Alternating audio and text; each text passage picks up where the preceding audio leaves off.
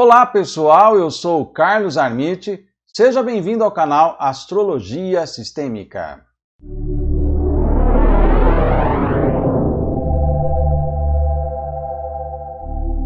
Bom, vamos fazer aí uma sessão de astrologia urubulina. Vocês devem estar sabendo, estão vendo aí pelos noticiários, né, o anúncio da morte do marido da Rainha Elizabeth. Como todo mundo sabe, o príncipe Philip, ele não é rei, né? Ela, a Rainha Elizabeth, é rainha. Então, tanto é que ele não é rei que a morte dele não vai disparar o processo de sucessão ao trono. Isso só acontecerá com a suposta morte da Rainha Elizabeth, seja quando aconteça esse desencarne da rainha. A gente vê que é uma família que é bastante longeva, as pessoas ali têm uma certa... que não têm o costume de morrer, né, ou não foram avisados que os seres humanos morrem. E alguns grupos aí conspiratórios falam que eles são reptilianos e por isso que eles não morrem e tudo mais. Bom, enfim, folclores à parte, nós vamos falar do que mostra um mapa astrológico no momento da morte. Quais são os planetas que estão atuando? Eu já estudei vários mapas de momentos de morte. Nem sempre os planetas são os mesmos que estão sendo ativados, então não tem um planeta específico, ó, esse planeta é o indutor de morte no mapa astrológico. O mais comum é Plutão. Plutão é o planeta da morte, do desencarne, do término, mas Netuno também está relacionado a isso. Netuno tem a ver com a passagem para o outro campo, para o outro nível, né? Então nós temos aí esses dois planetas principalmente que têm essa função bastante relacionado aos campos aí do além, né? E a gente vai olhar no mapa do príncipe Philip quais eram os aspectos que estavam acontecendo ali, o que a gente pode tirar de conclusão. É interessante também observar, é uma coisa que é muito pouco falada, muito pouco estudada na astrologia, que existe um mapa pós-morte. Daí você poderia pensar, pô, mas se a pessoa já morreu, qual é o objetivo de olhar para o mapa astrológico dela? É que quando acontece com personalidades, já se percebeu que quando há um trânsito bastante significativo no mapa de uma personalidade que já morreu, algum evento acontece naquele período relacionado a essa personalidade. Eu me lembro de uma época em que estava tendo um trânsito, eu não me recordo se foi de Netuno, com o mapa do Elvis Presley, ele já tinha morrido já fazia muitos anos, né? E surgiu uma história lá da vida privada dele, uma revelação, alguma coisa assim. O mapa da Diane também tem estudos mostrando, né, os acontecimentos depois que ela morreu, trânsitos ali, trazendo também revelações em relação àquela morte estranha que aconteceu ali, daquele acidente com o namorado dela, enfim. Então, existe esse mapa pós-morte, que é muito pouco estudado, e existe o momento da morte, né? Quando está acontecendo, ou pelo menos o anúncio da morte, e a gente vai estudar isso daí, a gente vai dar uma olhada, pegar o mapa do príncipe Philip e ver o que estava acontecendo com o mapa dele nesse momento em que ele faleceu. Acompanhe aqui comigo. Este aqui é o mapa do príncipe Philip. Ele nasceu, na verdade, numa ilha da Grécia, né, na ilha de Corfu, porque ele tinha parentesco aí, né, com a família real por conta do rei lá da Grécia. Parentesco aí. E nós temos aqui então como que é o mapa dele. Interessante observar que ele tem aqui uma conjunção de Marte e do Sol. E ele tinha uma carreira militar, né, que estava decolando. Como ele tinha se casado com a princesa, até então princesa Elizabeth, e depois aconteceu a morte do pai dela, precoce, ela precisou subir ao trono e ele precisou abandonar essa carreira militar, né? Então esse Marte que tem a ver com a questão militar junto com o Sol mostra que provavelmente o funeral dele vai ter mais um tom de funeral militar do que um funeral de lorde britânico ali, né? Então essa é uma configuração interessante da gente observar no mapa, mas também, por Marte estar no signo de Gêmeos, que é da fala, ele era conhecido por falar muita abobrinha, né? Ele falava, ele dava uns foras aí, umas as declarações às vezes preconceituosas, racistas e que criava polêmica, né? Então aqui tem esse lado aqui, aliás, parece que é uma certa tendência desse meio militar falar abobrinha, né? Não sei se é o tipo de educação que eles têm ali que vem com essas conversas meio enviesadas. Mas você tem aqui uma posição bem forte, né? Você tem aqui uma Lua, um Netuno que tem uma certa, ele tinha aí uma certa espiritualidade, alguma conexão bastante forte com a espiritualidade de algum nível, não sei como é que é isso, né? E também o fato de Saturno e Júpiter traz uma certa fortuna no ambiente de governança, né? Saturno tem a ver com a questão do governo, no caso ali Saturno representaria aqui o Palácio de Buckingham, né? E Júpiter representa justamente essa projeção. Ele teria por estar casado com alguém que viria a se tornar rainha, né? E aí, por conta até de movimentos que aconteceram na coroa britânica que levaram até então a princesa Elizabeth para o reinado, coisa que não estava muito no programa, mas ela acabou indo parar lá, né? Por conta do tio ter renunciado ao trono, e, enfim, uma série de situações aí que não vem ao caso agora comentar. Mas é interessante ver aqui esse mapa. Ele tem um Saturno, aliás, um Capricórnio regido por Saturno, né? No ascendente, Capricórnio normalmente dá longevidade, né? E ele está na casa 8, então significa que morreria muito velho, né? Então, Saturno é um planeta do tempo, do velho, da longevidade, né? Não significa que todo mundo que tem Capricórnio no ascendente vai viver bastante, mas o caso dele aqui ajudou, inclusive com Júpiter expandindo esse poder do Saturno aí, né? É interessante observar esse eixo nodal aqui, né? Ele tem um nó do norte em Libra e um nó do sul aqui no signo de Áries. Então ele traz todo um background, vamos dizer assim, militar. Ele tem uma conexão com um passado militar, um passado de honrarias, de guerras e tudo mais, que traz essa questão toda. E ele se desenvolveria, né, através de Libra, que representa o casamento, né, num mundo estrangeiro. Tanto que ele saiu lá da região dele, da Grécia, para assumir posição dentro da coroa britânica, né? Então tem toda essa expectação aqui. Aqui você tem Plutão, planeta da morte, né, junto com o Mercúrio. Então, assim, o Mercúrio tem a ver com a questão da divulgação, da fala, da movimentação. Então, me parece que essa morte vai ser muito buchichada, muito falada, muito comentada, talvez por alguma questão aí que a gente ainda não saiba e que vem. Até então, tudo leva a crer que ele morreu por conta de um problema cardíaco, que é justamente essa conjunção, né? Pode dar o benefício, mas pode dar também problema de ataque. O Sol representa o coração, né? Essa questão de ataque cardíaco, parece que ele fez uma cirurgia, alguma coisa do tipo. Não foi divulgado ainda a causa da morte dele, mas nós vamos aí ver o que se confirma a partir disso. Agora vamos ver como que os trânsitos do dia de hoje, dia que foi anunciada a morte dele, estão atuando no seu mapa astrológico. Então nós temos aqui esses trânsitos, aqui os planetas hoje. Olha que interessante aqui, né? Marte fazendo conjunção com o próprio Marte, tá? Ele está fechando um ciclo de Marte e com o Sol, né? Que pega justamente, era o ponto talvez forte, mas também o ponto fraco aqui ao mesmo tempo, né? Essa questão do coração e tudo mais, né? Então traz aqui e cai justamente dentro, o Marte dele está na casa 6, casa de doença e tudo mais, né?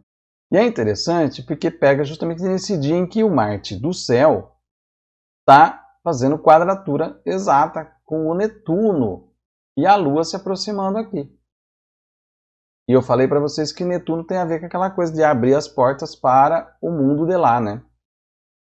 Então ele tem esse seu lado aí urubulino também, esse Netuno, aqui junto com a Lua, praticamente em conjunção com a Lua e Marte.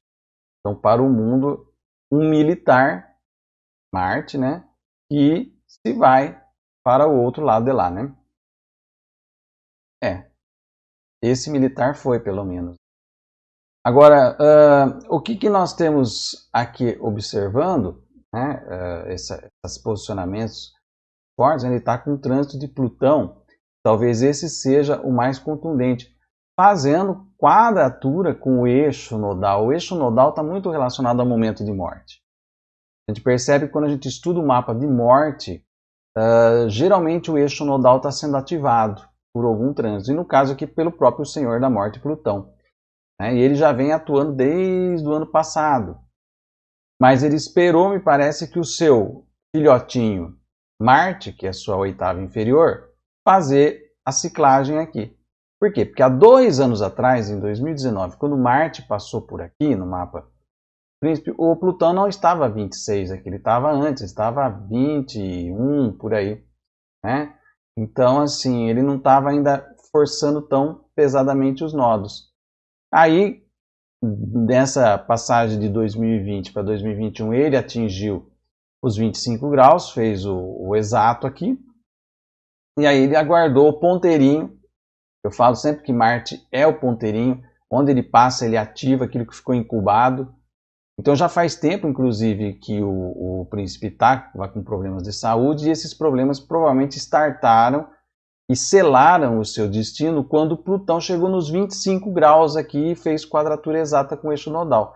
Aí foi só esperar o Marte fazer o seu trabalho, chegar aqui e ativar esse posicionamento para que acontecesse esse falecimento do príncipe aí. Então é interessante também observar que a Lua hoje está em oposição exata com o Saturno, que é o da longevidade do próprio príncipe, né, que é o regente do ascendente capricorniano dele. Então veja as conexões aqui. É lógico, se você joga esses posicionamentos, eles caem no mapa do doutor, então não significa que essa pessoa vai morrer por conta desses posicionamentos.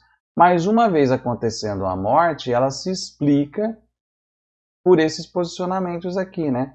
Uma Lua em Peixes, junto com Netuno, que é o planeta que abre as portas para o mundo de lá, né?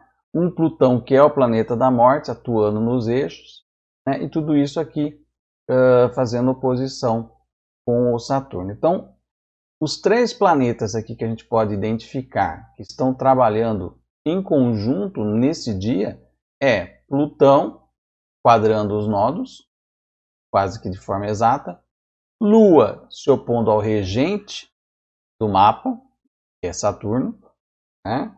Que representa a longevidade, mas também está na casa 8, que é a casa de morte, e Marte, aqui, que já tinha acabado de fazer uma conjunção com o Sol, e agora se aproximava de uma conjunção com o próprio Marte, do príncipe Filipe, mostrando aqui mudanças aí bastante intensas e um fechamento de 3 planetas, indicando aí um momento realmente do falecimento do príncipe Filipe. O interessante do mapa de morte é que não tem como você prever a morte de uma pessoa por meio da astrologia. É uma questão que fica sempre perguntando. Eu já fiz um estudo aqui do ILEG, do Alcocoden, que são elementos lá da astrologia medieval, que calcula não necessariamente o momento da morte, mas ele calcula qual é a sua carga, vamos dizer assim, de vida que você tem. Né? Até quantos anos você está coberto por esse seguro astrológico, e o que você viver depois disso é lucro seu. Né? Então, você tem esses esquemas desses cálculos aí estranhos, eles são bem diversificados. A astrologia medieval tem receitas que divergem muito um do outro, né?